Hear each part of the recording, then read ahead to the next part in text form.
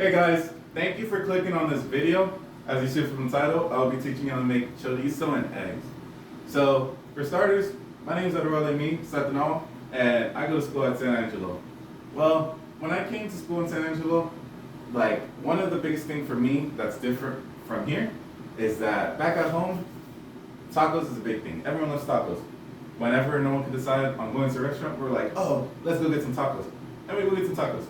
Well, there's obviously some times where it's like, oh, the restaurants aren't open because they either closed or they're not open yet.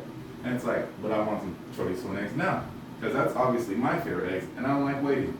Well, one of the things that we ran into was when I was back at home is my roommate. My roommate wanted some chorizo and eggs, didn't feel like eating up. And I was like, oh snap, I got some chorizo, feel free to use my stuff, go make it. He was like, I don't know how to make chorizo and eggs. And I've noticed that that's a common thing with a lot of people around here. They don't know how to make chorizo and eggs.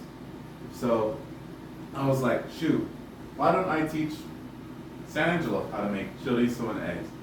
So for starters, I have eggs, chorizo, and a skillet. Those are the main things in this whole process. Now, it doesn't matter what brand you get.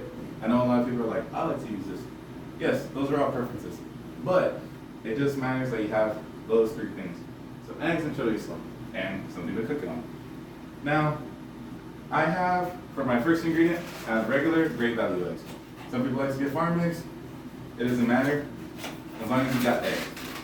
Next, I have beef chorizo. Now, same thing. This is the most common brand I've ever seen. I don't remember another brand, but this is a brand I like to use. As long as it's chorizo, go for it. And for the cooking process, I have a skillet. Now, really, it does not matter what you use. Shoot, you could cook it in a pot. Sometimes it will work. Sometimes I'm too lazy to wash my skillet. I'll cook it in something that has a hot surface. I do the same thing with water. If I'm too lazy to wash a cup, I'll use a bowl and I'll drink out of there. It's the same thing when cooking eggs. I mean, I prefer that you use a pan and a skillet, but you could cook it in a bowl if you want, in a pot. Well, that's for those three main things. Now for my seasoning, you don't have to use salt, but what I like to use is Himalayan salt because of the ingredient, like all the vitamins and minerals in it is good for your body. You don't have to use this. This is kind of expensive. You can use regular salt and pepper. It's all up to preference. Now for my mixing, I like to use a spatula. Some people use a spoon. It doesn't matter as long as it gets the job done. And for my lubricant or my non-stick, it will be butter. So you could use canola oil, you can use olive oil, it does not matter. As long as you have something to keep it from non-sticking. Because it's also going to affect the taste of your eggs. Now, we're going to start. So what you want to preheat it to is about medium-high. In between medium and high. Some of you are like, oh, I don't know where that's at. I need a value. Well, you're going to want it at around 300 degrees. And you're going to let that heat up. Now, while I let mine heat up, that's when I like to put the butter. So, I put the butter. The reason I like to put it so early is because it's not too hot to where it makes gas. Because I've done it before where it's like already hot and it starts making this room gassy. And sometimes I'll put it in while it's cold and the butter won't melt. So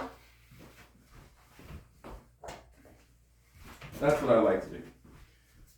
And the way I prepare my eggs is I like to just put my chorizo in and then I crack it real quick.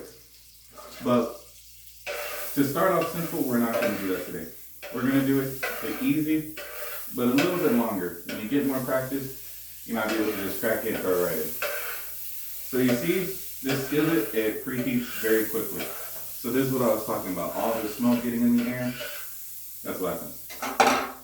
So now that it's already preheated, what you're going to do is you're going to throw in your chorizo. I like to put about a spoonful for each egg. I can kind of measure it by eye already. So this is what we're going to be doing. So I'm going to be cooking 2 eggs. So I'm going to put about a spoonful and a half. And depending on how much you like how much flavor of chorizo you like in your eggs, depends on how much chorizo. I know I said about 2 spoonfuls, a spoonful per egg. For me, I like mine more eggs than chorizo. So I put only 1.5. So while this is cooking, you're gonna want to put the top on top so it won't make a whole bunch of steam and pop all over you, because this thing can pop everywhere. And when you put the chorizo in, you're gonna want to cut it with a spatula so you can spread it around. You don't want it in just one big clump. You want it to cook all around and faster. So it really takes about a minute, and then you can throw this in. So this is the chorizo. This is how I cut it up. Spread it around.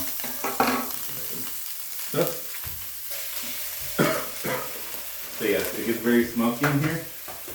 You're not supposed to do this in your dorm. There it goes. And once you get your chorizo and eggs in there, you could turn it down to regular medium, which is about 250 degrees. And you're gonna scramble it up a little, just a little bit. And once you scramble it up a little, that's when you put your seasoning. I put kind of a bit of salt, and I scramble it up.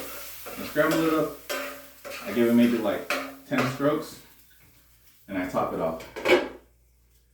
Now that I topped it off, what I'm gonna do is I'm gonna let it sit. And I like to scramble it 3 times. I scrambled it, I turned it off because the pan is still hot. Either way, it's off. So I scramble it up again to cook the rest of it so it won't be runny. There you go. It doesn't take that long. There you have it. Some good chorizo and eggs. Thank you.